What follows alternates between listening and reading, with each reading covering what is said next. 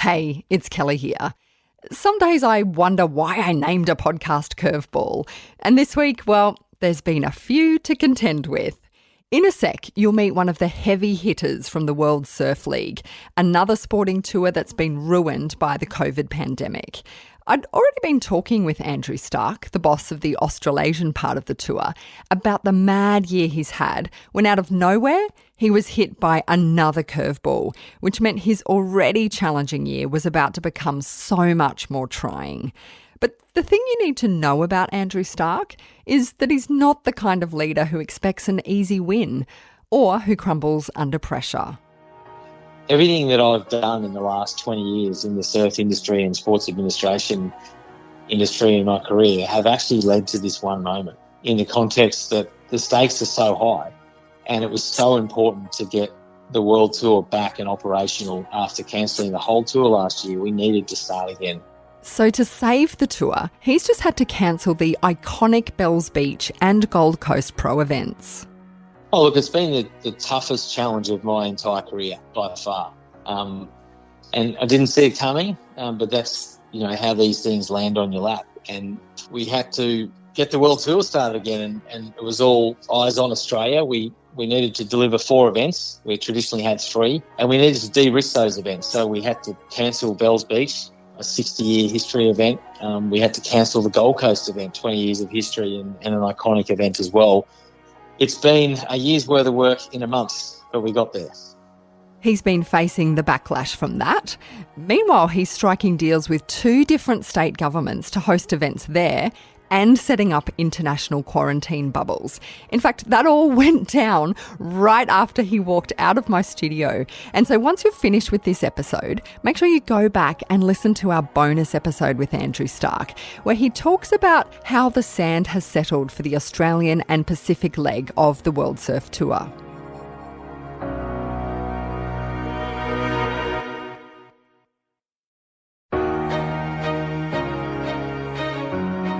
I'm Kelly Reardon, and this is Curveball, the podcast where leaders let you in on their greatest challenges and how to overcome them. Throughout his life, Andrew Stark has faced the kind of curveballs that could either break him or be the making of him. Each time he's found his hopes dashed by circumstances beyond his control, the Surf League boss has fought his way back from the depths to the surface. And you're about to hear how he learns from that adversity, how he bounces back, and then leaves every business he runs bigger and better and more resilient than he found it. Anyway, there's this one story that I reckon is just Andrew Stark to a T. He's gone out for a surf at his favourite break in Hawaii, which he does every Christmas. But on this particular day, Mother Nature has a surprise in store for him. And while the size and the power of the wave might have been out of Andrew's control, the power of his mindset would prove to be worth everything. Yeah, that was pretty challenging actually. And what made it, I suppose, quite confronting was that we stay in the same house every year, in a house on the beach at Sunset Beach in Hawaii. And my kids and wife are sort of in the house, and I can look back and see them. And I remember I'd had an injury and I'd sort of delayed getting out that morning and went out into this surf that was growing. And when it grows in Hawaii, it goes sort of 6 foot, 8 foot, 10 foot, 15 foot. And it started closing out. It was like 20 feet, and then this huge storm came through, and it was like a whiteout with rain. And I actually could see it, but I could more hear it. There was this sense of like, uh-oh, this is serious, like I'm in trouble. I couldn't see even where the beach was, and I thrive on big waves. I've always loved that, a real connection with the ocean. But that was one of the moments where I was sort of, hang on a sec, this is not good. I don't want to be here right now. I had a flotation sort of vest on and wetsuit, and the violence of the hold down broke the zip open and actually exploded the wetsuit open. You really do get quite violently held down and thrashed around, and it was a 20-foot wave, and it blew my wetsuit open and it filled up with water. So at that point, even though I had the flotation vest on to try and sort of help me get to the surface, I couldn't get up because it was full of water, and that was sort of holding me down. And Yeah, it was intense. I mean, you try and stay calm and all those things, but in those moments, I mean, that was a position where I was like, well, hang on a sec, this is not good. It could be over. Yeah. So Yeah. can you take me inside your mind at that point? Because we're going to get to some mindset stuff later in the interview, but I'm interested in the kind of the dialogue that's happening in your mind at that moment.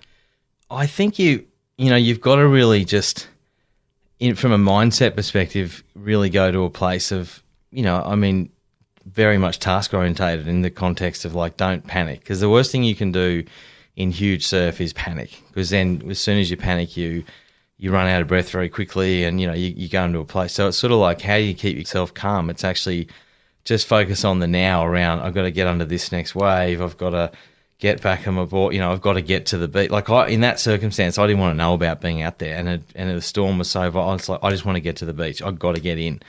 And, the leg rope was holding me down. Like, do I rip it off? Do I leave it on? How do I get to the top? Try and get the zip back open. Like, just get on my board and go. You sort of become more task orientated to just get to the end sort of thing. I think training is what helps in those circumstances though, and I've done a lot of breath enhancement training over the years with a guy called Nam Baldwin, who's sort of done a lot of work with Mick Fanning and a lot of surfers and multiple Olympic athletes. And, so I do breath enhancement training before I go to Hawaii and get my breath hold up to about 4 minutes. And that actually instills a lot of confidence in you. So, before I went to that trip, I'd done in the 5 metre pool on the Gold Coast, we'd done a lot of work, negative breathing and, really getting your breath hold up and getting you into a relaxed state. So if that does happen, you sort of go, well, I've got a really, really, really good breath hold. But at the same time, when you cop sort of, when it gets violent and big like that and it's growing, the sets start getting, there's a lot of force and power in them, but there's a lot of them too. I think that I got hit by about 8 sets, one after the other, and literally just washed in underwater, so to speak. But yeah, you just sort of go to a place of, well, I've done the training and, just focus on the task side of it. How close to death do you think you were? I was definitely diaphragm convulsing, which means your diaphragm starts going. When you really start running out of breath, your diaphragm will start convulsing. It's just like, hey, you need air right now. And that was happening. So I knew, I was like, this is close. This is not good. And it was pretty relentless. It wouldn't, the set that came that was the sort of initial, it closed out the entire bay at Sunset Beach there. And, it didn't want to let me go. And then I had the wetsuit issue and all those things. So, I was close. It could have gone either way easily. And when you're surfing like a 10'6" gun surfboard and you got really very big, thick leg ropes. And so my equipment as well really stood up well. My board didn't break. My leg rope didn't break. So I was able to get on it and sort of just get to the beach sort of thing. It was, you got to trust in your instincts at the time and your gut feeling and all those sorts of things, yeah. But it wasn't a very good situation. I remember coming into the beach and, there was a couple of friends just going and some really sort of core Hawaiian guys too. One particular, Dennis Pang, who's, lifelong legend of the North Shore of Hawaii, and he was like, Starkey, that was heavy. Like, that was full on. I just saw what happened to you out there. And, and my daughter, who's, she's 9 years old now. I remember her saying to me, I got home and I was like pretty exhausted and it was like intense. And she's like, Daddy, don't you ever do that again. What do you do? Because they sort of saw it and saw it all go wide out. And so it was definitely an intense moment. That's for sure. What is it about surfing that you love so much? What got you into surfing and why do you dig it so much? Oh, definitely for me, I grew up in Brisbane, but we had a house on the Sunshine Coast at Caloundra at Moffat Beach, and my dad was just an absolute surf enthusiast and loved it, loved the stoke of surfing. And I grew up, surfing with my dad at Moffat Beach. We were up there every weekend, every holidays. And so I got thrown into the ocean at a really young age. And Dad was sort of in the Moffateers Board Riders Club and came through that era with Bob McTavish and some of those sort of greats, and he lived and breathed it. So I sort of just got thrown into the ocean.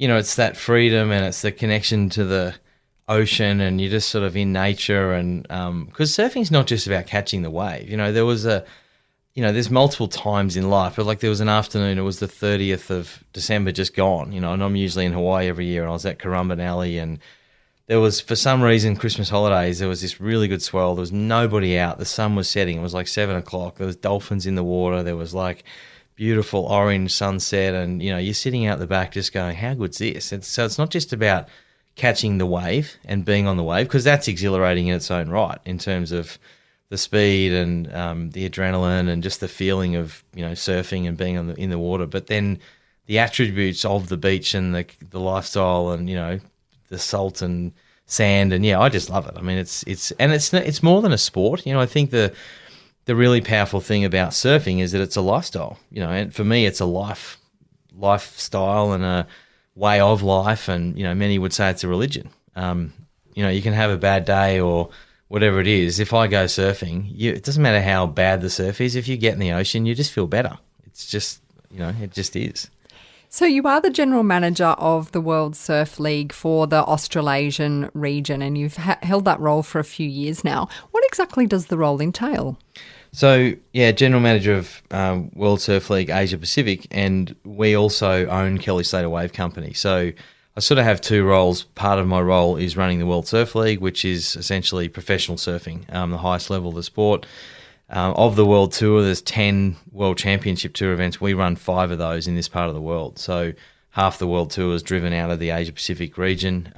We have a multitude of different qualifying series events and junior events and World Longboard events. And so, but really the core product is the World Championship Tour.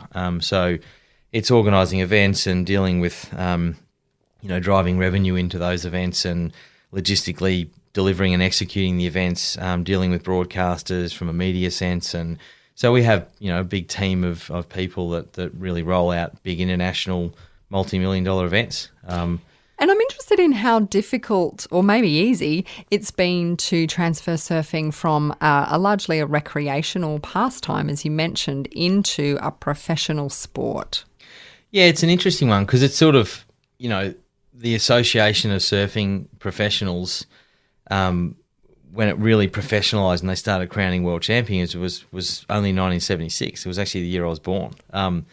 And so that's not a long time. If you think about cricket or if you think about, rugby or tennis or all these other sports, they've been around for, over 100 years. And it's really only in the last sort of 15 years that it's really professionalised as far as the scope and size of the events and the audiences and the professionalism of the athletes and the earning potential of the athletes. These are, and it's going to the Olympics this year. It's a legitimate professional global sport now. But that has transpired quite quickly in a space of time in comparison to other sports. You studied a business management course many, many years ago, but it actually was quite pivotal in the start of you entering into the surf world. What happened? I was studied at Queensland University of Technology, which was a great time, and I joined the University Board Riders Club and ended up being the president of QUT Board Riders, and I was competing in their events, but I ran the club, and we sort of, it was this little club and had like 30 members, and we ended up turning it into 300 members and had all this money and going on trips, and it was sort of interesting because that was, lifelong friendships that I developed, but you're doing a business degree and sort of applying some of that to this little small club that we ended up growing into quite something. And if I look at my career, I sort of started in uni board riders, I went into advertising for a while, but went into surfing. Queensland was very small, grew that business, went into Surfing Australia, it was very small, grew that to quite a big business. And now, in the sort of top echelon of the sport in the World Surf League side of it. So it all started at uni board riders, and I never would have thought I'd be, still in the sport at this sort of administration level. And you have got a reputation as someone who builds things kind of almost out of nothing and into something. But I'm also interested in this curveball between running the board riders and finishing your degree, and when you went into some of the surfing associations, when you went on a surfing safari, what were you trying to achieve with that, or what was the aim? I just had this deep sense of wanting to explore. I think surfing makes you travel to places that you wouldn't otherwise go, and that's the beauty of surfing. I think it really takes you off the beaten track a bit. I just had this sort of gap year where I had finished uni, gone and into advertising for a while, and sort of saved some money. I'm going around the world, and I'm going to go and see, all these incredible waves and incredible places and meet amazing people. And I think I really feel at the moment for those people in their early 20s, or, you know, they've left uni or something, or left a job and they saved up and they've had this dream to travel around the world, and then COVID hits. You know, it's sort of, I feel for them, because there's certainly a pivotal moment in my life was actually doing that and going on that journey. And it was incredible. Yeah. You did have an accident though. What happened? Yeah, that stopped me in my tracks, and it was a horrendous accident. And it cut my trip short. I was in Canada, and I was snowboarding. I was in Banff, and I'd sort of been traveling for many months, and I'd met some Canadian snowboard instructors who were very good, right? And, you know, I'm a competent, experienced surfer, had done a little bit of snowboarding, but, you know, you're in your early 20s and think you're sort of invincible. And but I ended up sort of snowboarding with these guys that were just, I mean, they were Canadian, so they'd grown up in the snow and they were jumping off cliffs, and I was just going, oh, this is great, and following them. And I mean, I was out of my depth really, and sort of came off this track and snapped my wrist really badly, compound fracture. You know, so I'm on this euphoria of this round the world trip, and get to Canada after going through South America and Mexico, and had been to Europe and, you know, through America, and all of a sudden, bang, I'm in a hospital bed in Canada.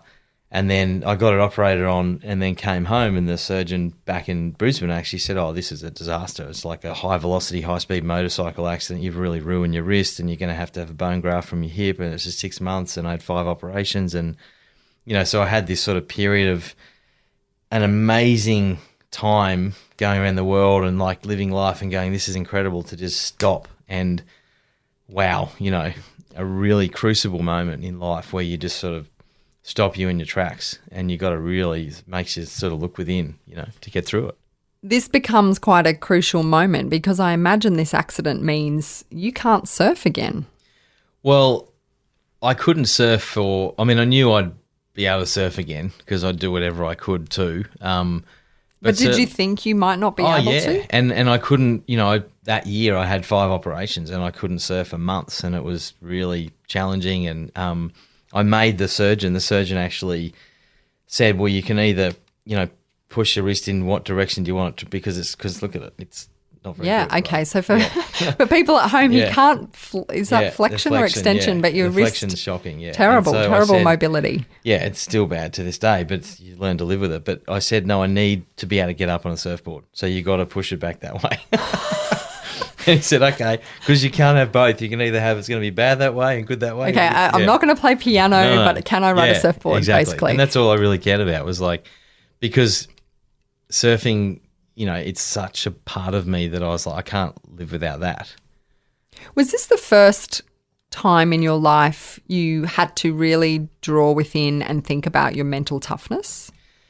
Yeah, I think, though, that at that age you do it instinctively without understanding, because later in life I started to understand, you know, EQ and emotional intelligence, and actually the self-awareness required to actually look within and, you know, practice those self-awareness things that you need in life to get through moments, like similar to COVID and the business I've been through recently and different things. But, you know, I think they often talk about the greatest leaders in life have all shared something in common, which is they've been through massive crucibles in their life, which has actually built their character and built their resilience and built their ability to actually endure hardship. And, you know, and you grow from it. And I think you don't realise that growth from those moments. Your life story is shaping out in front of you. And I found that it wasn't until I sort of got to late 30s and early 40s and I started doing some structured life coaching and really analysing, you know, yourself, so to speak, that your story is who you are, but that shapes how you deal with moments as well. You were sitting there probably feeling pretty sorry for yourself. You've busted your wrist. You've had multiple operations. You're not sure how well you can press up onto a surfboard again. You're probably wondering, you know, how it's going to impact your career and your life. And you're sitting there in a Gold Coast cafe and you're flicking through a newspaper. What happened next? You know, I was going to go back to the company I had worked for, actually, and then I looked and turned the paper open. I was seeing this ad. It said Surfing Administration. And I'm like, oh, that's intriguing. And, you know, I ended up ringing and talking to them and applied for it and, you know, went through the process and got the job. And the job was like paying next to nothing, and it was in this tiny, I mean, there's only 3 staff at Surfing Queensland when I started there. And I was like an operations manager and earning like 27 grand a year or something. It was a very long time ago, over 20 years ago. And I'd said no to a job on like twice as much money. But to me, it was just an easy decision. And, and now I know that I'm a very purpose-driven person, and it's more about the passion and the purpose. And at the time, again, it was just instinctive. It was like, no, that feels right. It was a pretty monumental sort of fork in the road for me to then leap into surfing administration. And you end up, you're there for quite a few years, and you end up being the CEO at Surfing Australia as well. Can you give me a sense of what Surfing Australia was like at that time? We talked before about you're very used to building things from kind of nowhere. Where was the organisation when you came on board as the CEO? Yeah, it was interesting because it was, had a lot of potential, but it was a really small organisation. And the chairman, so Surfing Australia got a new chairman in, a guy called Norm Innes. And Norm is a very talented business person and been in the surfing industry for years, passionate about surfing, and he'd been the general manager of Quicksilver for a long time. And he sort of oversaw Quicksilver's significant growth, into the billions of dollars. The US and yeah. And Norm actually saw, as the new chairman of Surfing Australia, he sort of analysed, and I was running the state branch. He says, like, hang on, this state, Surfing Queensland, is actually bigger than the national body. We were turning over more at Surfing Queensland than the national body, and that doesn't really stack up right. And so when I came to Surfing Queensland, it was very association and sort of that old school Blazer Brigade type, boards and all that sort of thing. And we professionalised it. We brought really dynamic people onto the board and changed the organisation into more of a business. And Norm could see that. I mean, I actually didn't apply for the Surfing Australia job. They put it up, and I thought I'd do something different. I thought I'd end up in one of the brands, and I didn't really aspire to go to Surfing Australia because it was quite small and just didn't seem like what I wanted to do. But Norm approached me actually and said, hey, just come and have a chat to me. And when we sat down, and he's like, all right, well, if you were in that job, what would you do? And I was like, I'd do this. I just told him what I'd do, and this is how I'd do it. And he's just like, whoa, okay, hang on. Anyway, he put me in the job, and it was small. I think we had, when I first started, it was one of those really, wow, what have I done moments when you look at the books and, if you go, oh, hang on a sec. But it was like $1 million turnover business, and I think they had 6 people or something. And when I left, we were turning over 10. The last year I left, we turned over 10 million, and we had about 40 staff, and we built a sort of $12 million high performance training center, and we were going to the Olympics, and we had our first Olympic camps, and we had amazing development programs, and it was a really good business. And we had a dynamic board of directors too. That was something for me that was sort of part of my growth and development as a person, was also a business that had a clean slate that I could really grow. And that was our direct turnover in the business, but we had, millions of dollars of transactions going through our surf school networks, and, it's quite a big footprint. But the board of directors that we put together, that Norm actually drove, that was really instrumental in shaping me as well, because I had this incredible board of directors that they become mentors in many ways as well, that I've kept in touch with as well. And you're realising the power of mentors at this moment, and many executives do have a paid coach, and I know you work with one that we'll come to. But in terms of mentors, I'm really interested in how you find them and how you convince them, maybe not so much someone on the board who clearly you have a relationship with, but other mentors in other areas or industries.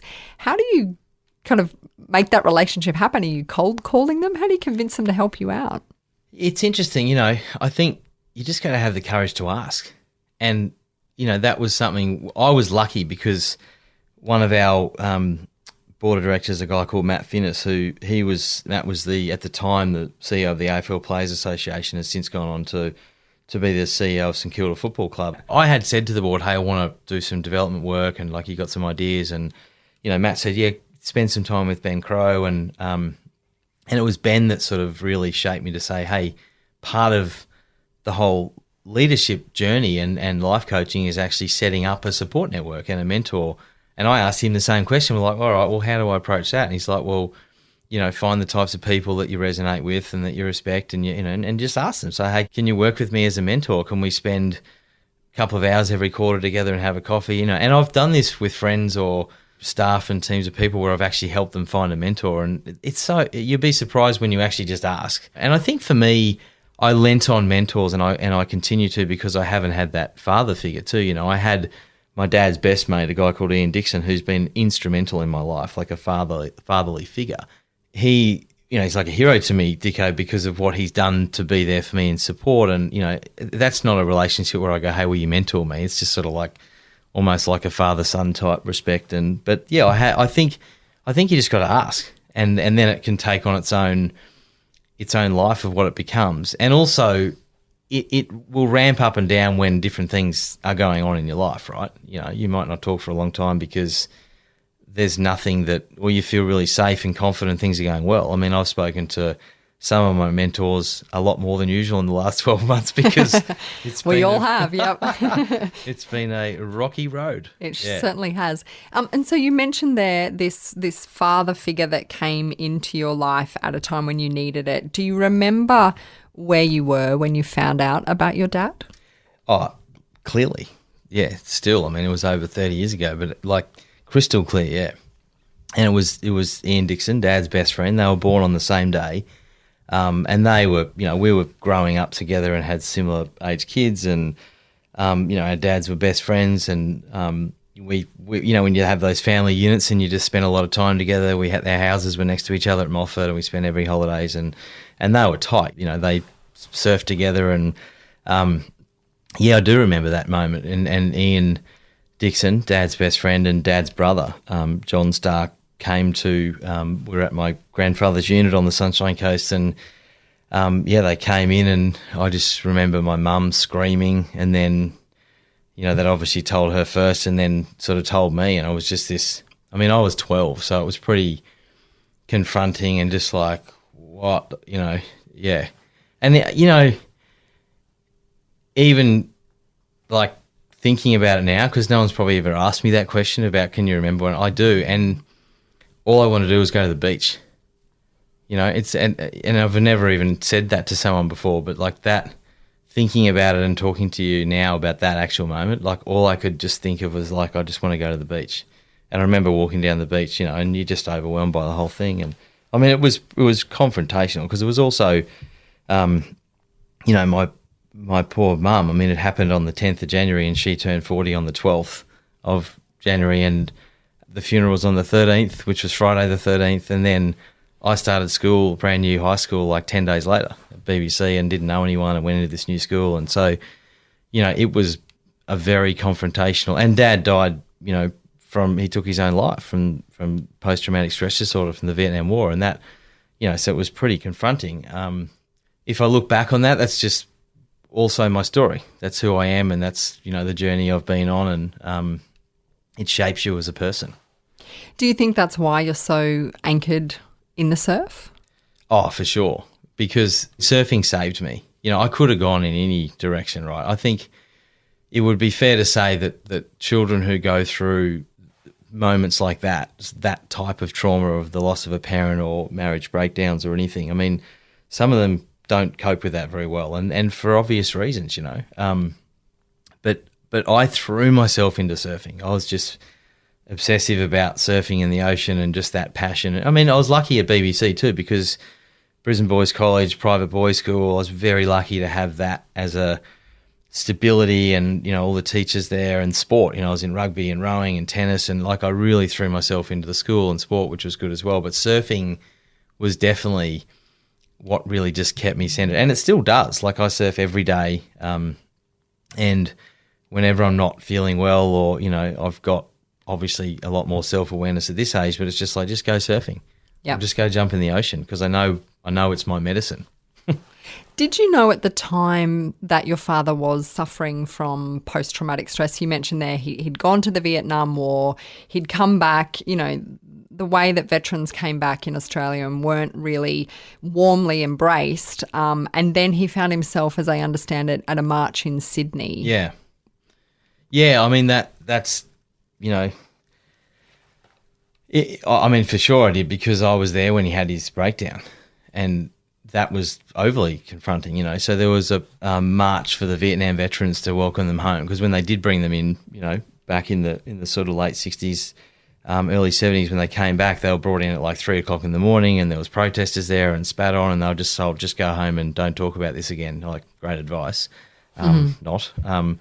And, you know, Dad had a successful life, an incredibly successful business, a big advertising agency in Brisbane, and he owned it. And, you know, we had a big house in Kenmore and the beach house. And, you know, he was a very outgoing, successful guy. And, I mean, clearly he had issues that I wasn't aware of at such a young age, right? But there was a defined moment where he went to that march, and that put all the Vietnam veterans into Sydney.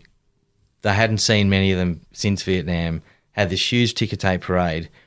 And then I think the phase of sort of 3 to 6 months after, there was about 1,000 Vietnam veterans took their own life, because it just brought it all out. And not a lot of people understood post-traumatic stress disorder at that time. But yeah, I mean, it was September of 1988, and I was there when he actually was at home and had a major breakdown, and it was like all Vietnam. And I could see that, and then, you know, and then there was sort of 3 months where he had really serious mental illness, and he was in and out of hospital, and, you know, living at times with my dad's brother, and, you know, so it was a pretty full-on period. And then bang, that happened.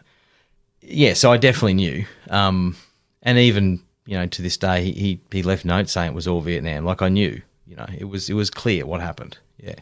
I'm sure that you've, you know, that's such a massive curveball, and the sort of impact that has on a young boy is so big. And I'm sure that has been part of what's driven you around surfing. But also when you're working with your coach, you know, how much are you drawing on, you know, all of those stories from life? I really learnt the impact of story when I was doing some life coaching with Ben Crow. I'd said to the board, hey, I want to do some sort of executive education course, and, you know, there's a couple in Australia, and Matt Finnis and Crowe, and, you know, some of the board as well. I had Rob Coombe, who was a former, and at that time, the group executive of Westpac and former CEO of BT.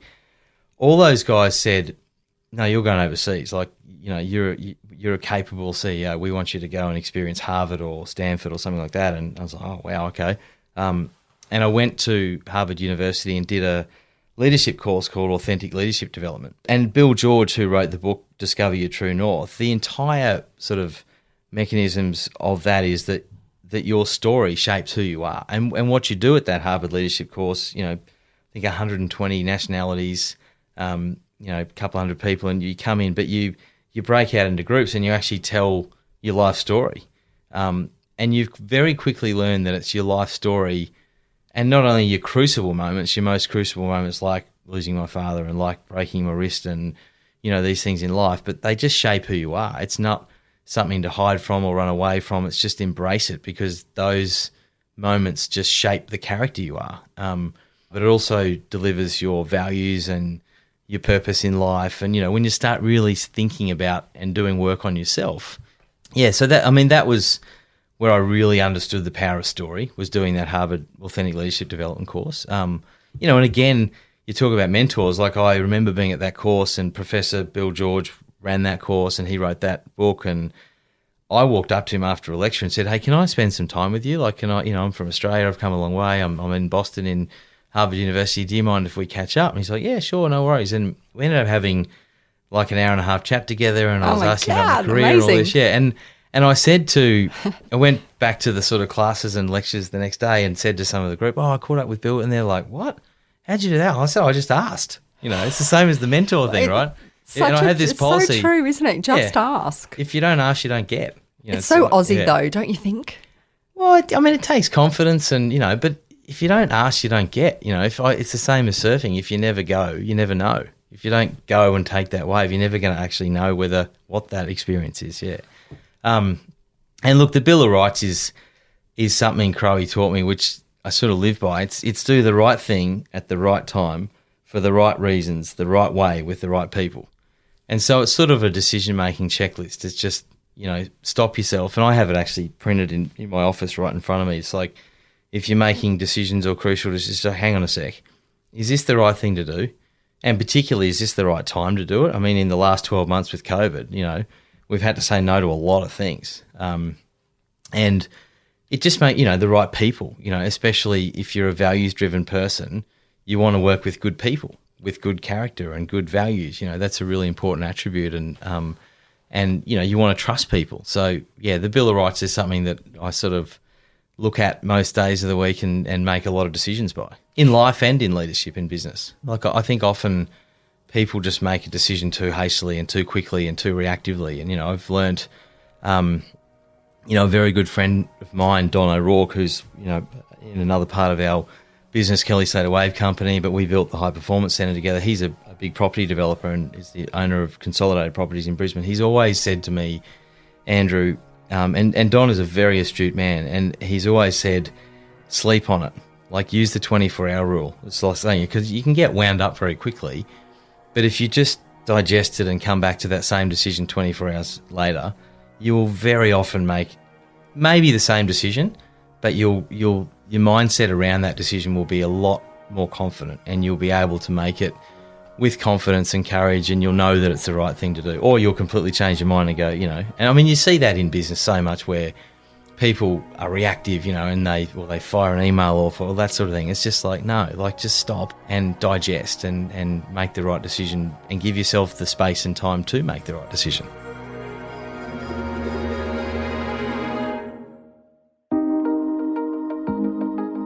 This is Curveball. It's the podcast where we talk about those things you didn't quite see coming and how you can thrive with those challenges that confront us all. And my guest is Andrew Stark, who runs the World Surf League in the Asia Pacific region. So COVID, it has really tested us all in so many ways. Take me back to last March when you realised that many events on the World Surfing Tour would have to be cancelled.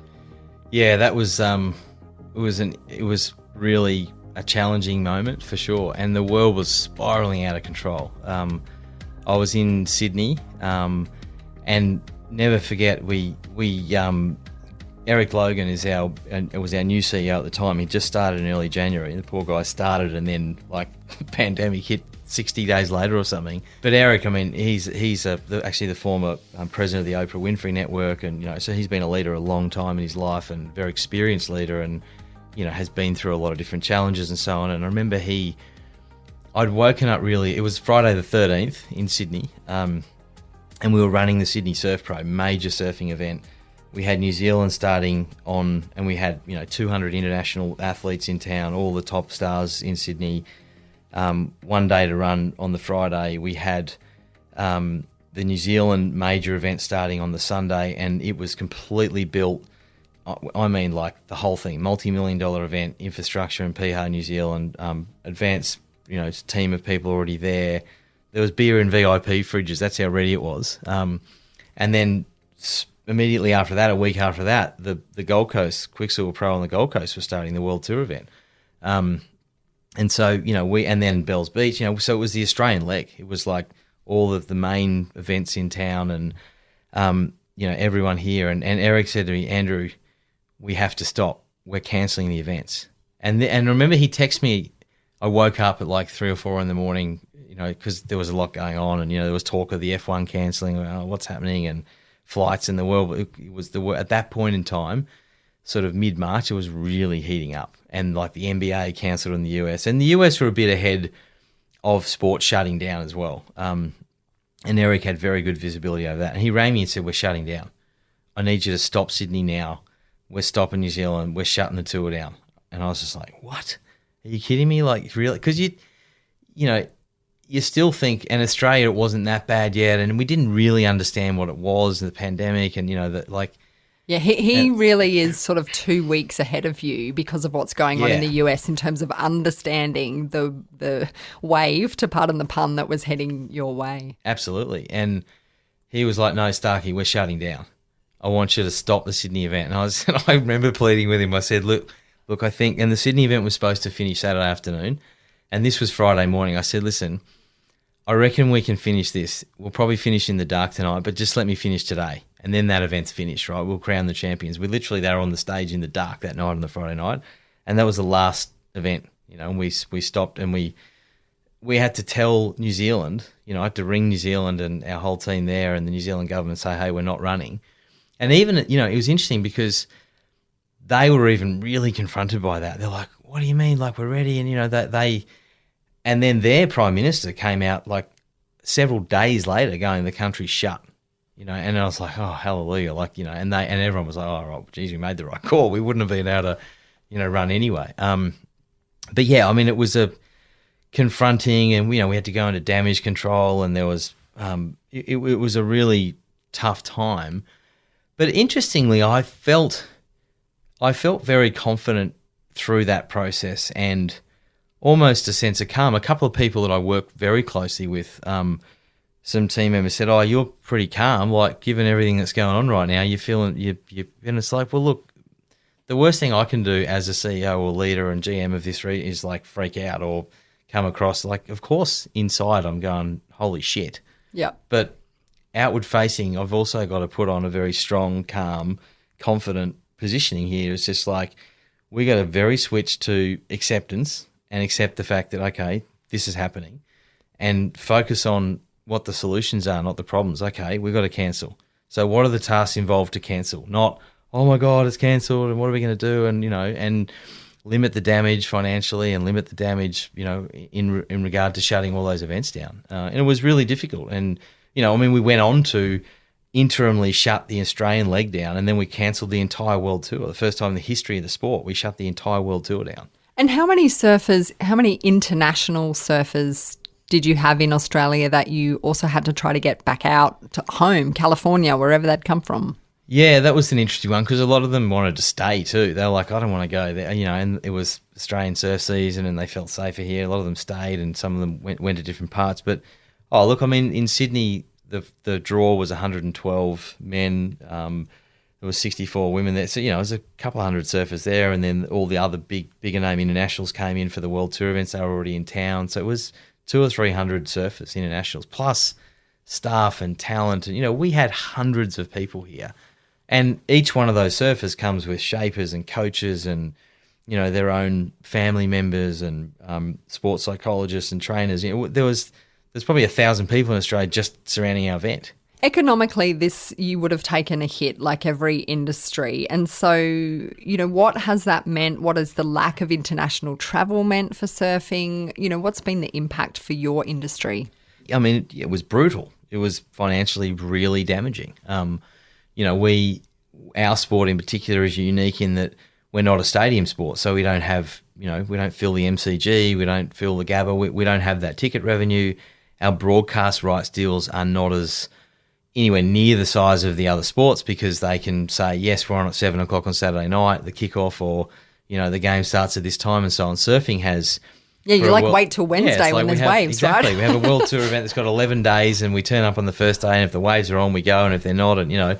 I remember a good friend of mine, David Gingell, who's the former CEO of Channel 9 and a mad keen surfer, you know, and very much a mentor, and gives me some great advice. Gingell always said to me, he's like, Starkey, how are you ever going to get surfing on TV in the current scheduling model that you've got? Like, it's a broadcast nightmare, you know, without being able to schedule it. Have you told him that you can't create the swell single-handedly yourself? Well, does he realise this? Oh, yeah, he surfs every day. He gets it. But, I mean, that's He's spent too much time with Kerry Packer, I think, hasn't he? That's where wave pools come into play, you know, and that's where, you know, that's where the whole strategy of the World Surf League actually buying Kelly Slater wave pool technology, and we actually hold a World Tour event in the wave pool. And because that particular World Tour event is in the wave pool, we know exactly when it's starting and stopping all the heat times. Our broadcast linear TV audience is far greater, and we can lock it in, and, you know, it will be on 7, 8 at this time and so on. So, yeah. But look, it's interesting on the industry. We took an absolute hiding because we had no ticket revenue. We had the broadcast revenue is already limited, but our biggest revenue is partnership revenue. Big global sponsors, and, you know, Jeeps and Coronas and Red Bulls and all the surf brands, Rip Curl, Billabong, Quicksilver, you know, they all support us significantly. In Australia, you know, sponsors like Harvey Norman and Bonsoy and Boost Mobile, you know, but they invest in events. So if we're not running events, it becomes very difficult to secure that revenue. And we still have the enormous cost base of our team and our staff. And, you know, so that our business was dramatically impacted in terms of financially, in the many, many millions of dollars. On the other hand, in the surf industry, there is the biggest boom in surfboard manufacturing in the history of the sport. There's more surfboards being sold right now than ever in the history of the sport. Why? Because people, the same goes for bikes and skateboards and It's like, scooters. this is a thing I can do at the moment. Because surfing is a lifestyle and it's outdoors and it's free. And so people can go in the ocean and they can get outdoors and it's a lot of people I've always wanted to surf for. And I mean, in Australia, JobKeeper and, economic stimulus from the government and so on. And, people, there's stories even with people that got their super out, people in their sort of young years got their super out and went and bought 5 surfboards or something. I love this sense that Scott Morrison's JobKeeper has single-handedly created this second surfing culture. Yeah. No, but I mean, there's plenty of industries that have benefited. Like BCF is going bananas because people are outdoors and camping and lifestyle. And so, you used to order a custom surfboard, it took 3 weeks. Now it takes 4 months. So, yeah, there are, and hardware sales like wetsuits and deck grips and leg ropes and, all of the entire surfboard, anything connected to actually participating is booming like never before. You mentioned the wave pool a few times, and there is one in California, and you have big plans to establish one at Coolum on Queensland's Sunshine Coast. How are you going about getting sort of stakeholder engagement around that? And is there any controversy around the idea of a wave pool on a piece of land where, a beach exists nearby? We liked the idea of actually putting the wave pool in a coastal surfing community. The Sunshine Coast has got a very rich surfing culture. So we, and it's close to an airport, it's close to a major city in Brisbane, but that particular land has challenges. It's a floodplain, it's outside the urban footprint, and our development is large. It's a $1.2 billion development, over 1,000 residential homes, 3 hotels. Our wave pool is a sort of anchor tourism tenant and other tourist attractions. And so it's not a small project. And, anything of that scale takes a long time. So that one's a long game.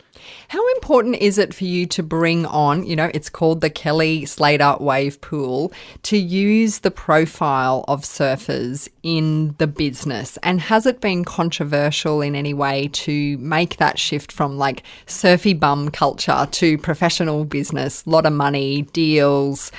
Has that detracted from the sort of mythology of surfing being this kind of laid back thing?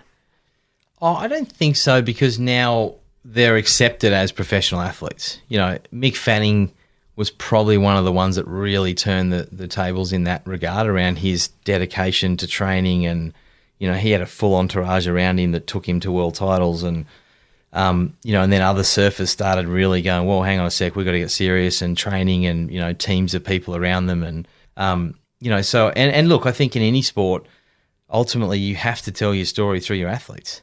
It's not about me. I'm an administrator. I've just got to deliver and execute the events and make the business work. It's about the athletes and telling the story through the athletes. That's how to convey it. And, some sports do that better than others. It's certainly a long way from, Mark Occhilupo, who probably drank a beer right before he went out into the waves, sort of in the 80s and 90s. But you mentioned Mick Fanning, and of course it would be crazy not to talk about that moment off the coast of South Africa where he kind of comes face to face with this shark, punches it in the head, whatever. It's such a, everyone around the world watched that footage, could not believe it. How important are moments like that and capturing something in the zeitgeist to really sell surfing and for it to be kind of front and centre in everyone's psyche?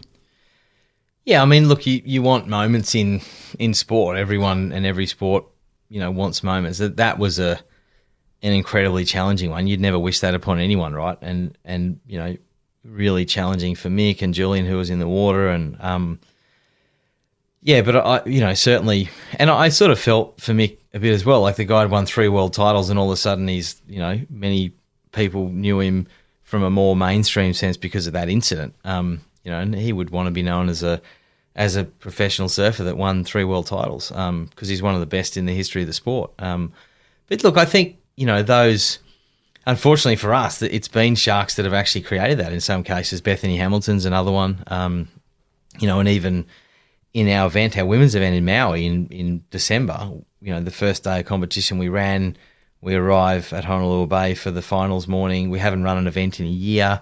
We're finally about to crown the first World Tour Women's Champions, and there's a shark fatality in the water. I mean, talk about confronting and crucible moments and so on. And of course, Mick Fanning is someone who's had many curveballs in his life and lots of confronting things to deal with. And, you know, people like Joel Parkinson, Lane Beachley, hugely into the power of the mind.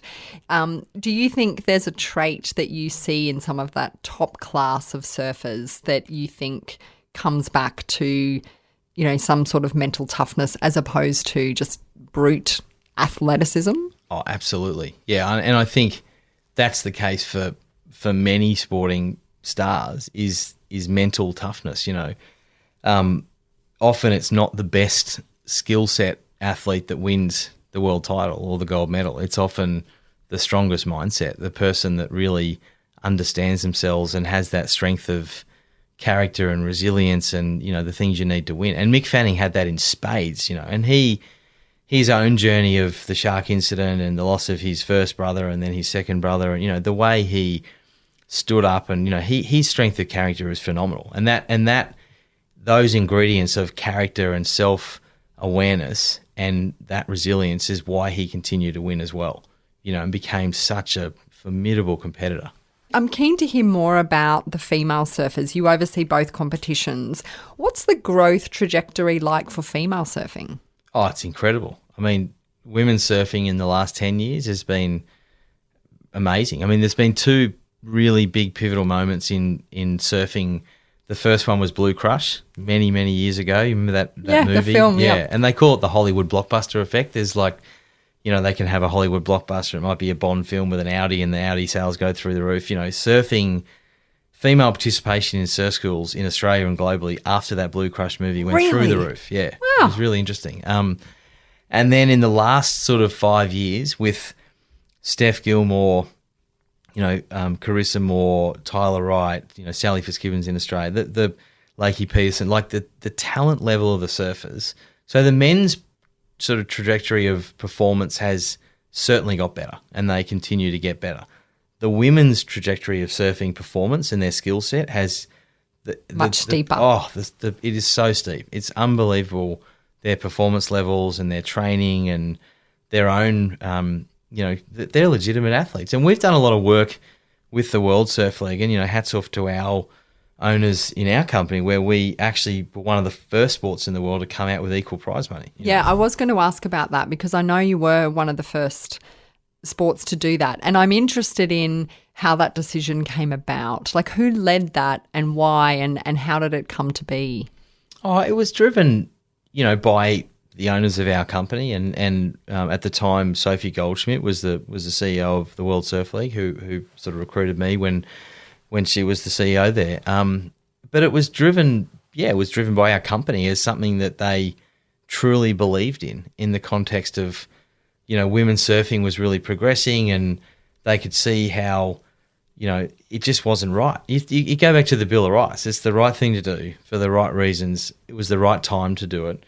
And we wanted to make a statement about it. And we did. And it's one of those things that, you know, you're never going to, like some decisions you're like, well, you're never going to regret it. Like if you do it sort of thing, you're never going to regret it. It's, of course, it's the right thing to do. You know, as a father of two young daughters, I'm deeply passionate about women's sport and, you know, I've been involved in sport development for 20 years. And it takes things like that and decisions like that, like women's equality and, you know, even what the AFL have done with the AFL women's, you know, and what cricket have done. You know, it takes sport to show some leadership to really go, you know what, we're going to make a difference here. It's time for change.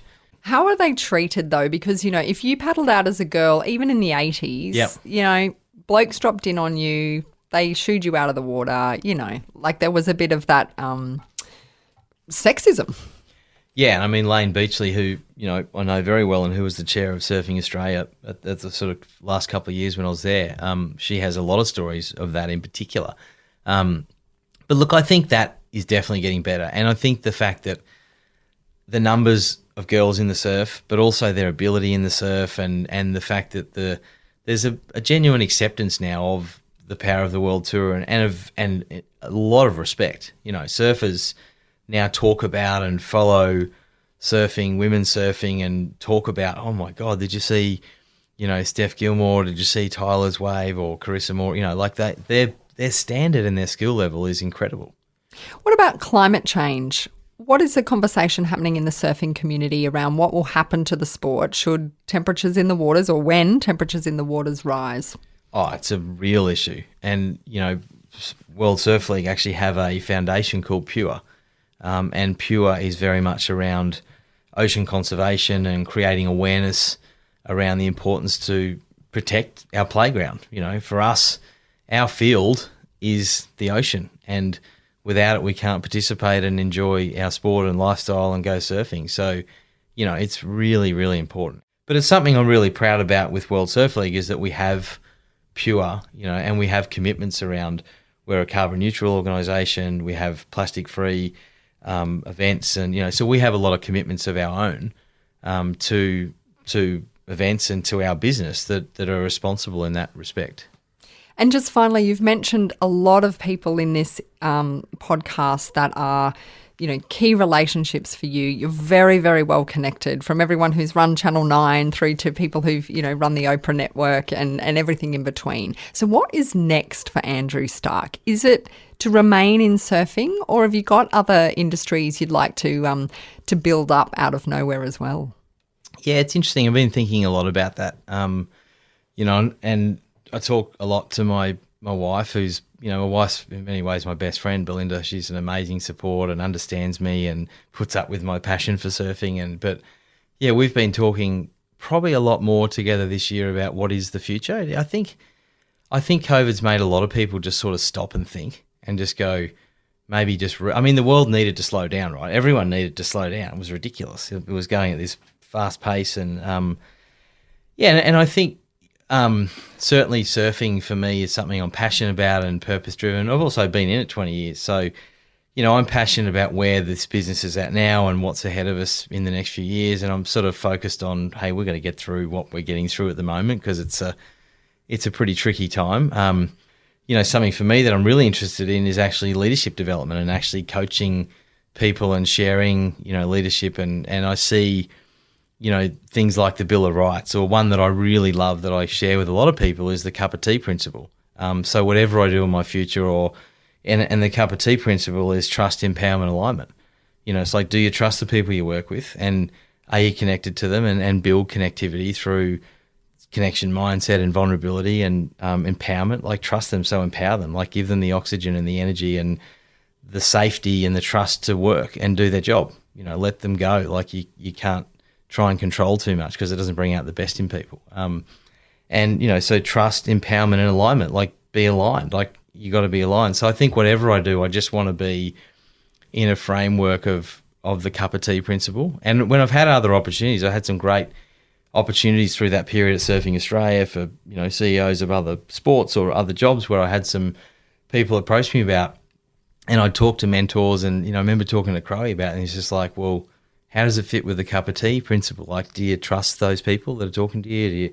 Do you think that they're really going to empower them? Like, what's the culture look like? And are you aligned personally with their values? Like, I'm very values driven. I know what my values are. It's like, so is that business that's wanting you to come and run that company? Like, do you share in their values? Do you actually believe in what their purpose is, and so on? So the notion of leadership development and sharing and actually seeing the impact that has on people's lives is something that genuinely interests me, and I could see myself in that space doing something. I don't know what it is. Yeah, it's a powerful space because it's so rewarding. I think the values piece is so underrated, and that alignment piece, because I know people who've been coming on the curveball journey with me of sort of throwing in a job that absolutely was a cup of tea for me, very aligned and loved that job, deciding to make a change, thinking I was going to another job, but waking up and going, actually, I'm not really aligned in it. It doesn't really float my boat. I don't think it fits my values and my purpose, and so quickly moving to something else. But I think if I could sort of drill anything out of all the guests that have been on Curveball, they're all driven by purpose. Yeah. And fulfillment. That whole notion of not achievement first, fulfillment. I think the older you get, you start understanding that life is more about fulfillment and being personally fulfilled, as opposed to a title or how much money you earn or your status, or, it's just like, you got to park your ego and actually go, well, hang on. And that's what COVID's taught a lot of people. It's the importance of the meaningful things in your life, like your partner or your children or your, surfing as a lifestyle or whatever it is, being at home more or whatever. I think post-COVID and post when the economic sort of stimulus comes back again, that a lot of people will change what they do. I mean, you're already seeing people leave cities and go to regional areas or leave, I think people will change. They'll change because they've had a chance in their life to reset and think differently, and how you think is what determines what you prioritise. So if you change the way you think, it'll change what you prioritise. Andrew Stark, you are living the dream of being a surfer every day and also being able to work in the same space. And thank you so much for sharing some of your journey working as a CEO and also a lot of the lessons that you've had in your life and the curveballs you face. Thank you. Thank you.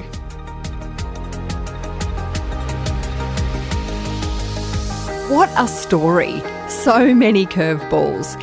Andrew Stark now has to mount 4 World Tour events in Australia this year. The future of the global tour is on his shoulders. How's he coping with the pressure, the ridiculously short timeframes, and the fact that he has to land a charter flight of American surfers in Australia in the middle of a pandemic? Andrew reveals what the toughest month of his entire career has been like in our bonus episode. It's in your podcast feed right now, so download that for a short update on the curliest conundrums he's ever faced. And I'd love you to subscribe to Curveball so you're alerted each time a new episode comes out. And do go back and listen to any episodes you've missed, like this one from the very impressive beauty e-retailer Kate Morris. About 10 years in, the growth started to plateau off a bit. And I thought, if this is all it's going to be, then I don't know if I want to keep doing this. And so I went and paid a business coach. And she got me to write a letter to myself from 10 years in the future. And I thought, well, that sounds like a dumb idea, but I may as well do it. And honestly, it was like turning all the lights back on. Suddenly, the whole path was just illuminated for me. And I just went, oh, no, I do know what to do. Or this fascinating insight into the life of Aussie cricket coach Justin Langer. I can get up there and I can do all the fancy speeches. That's the easy bit. I can put the vision up. That's the easy bit. Then you got to roll your sleeves up, executing the plan, and being on the behaviours every single day. That's the tough bit. Our inbox is always open, so please suggest a guest that you'd like to hear from. Send us an email to hello@deadsetstudios.com or visit curveballshow.com. We do like to hear from you. And we have a Curveball newsletter on LinkedIn as well. There's a link to subscribe to the newsletter in the bio of our Dead Set Studios Instagram account, or just follow me on LinkedIn and you'll find it featured in my profile section. It's chock full of leadership wisdom and we deliver it to you once a week. Curveball's a production of Dead Set Studios, and this episode was produced by me, Kelly Reardon, and executive producer Rachel Fountain.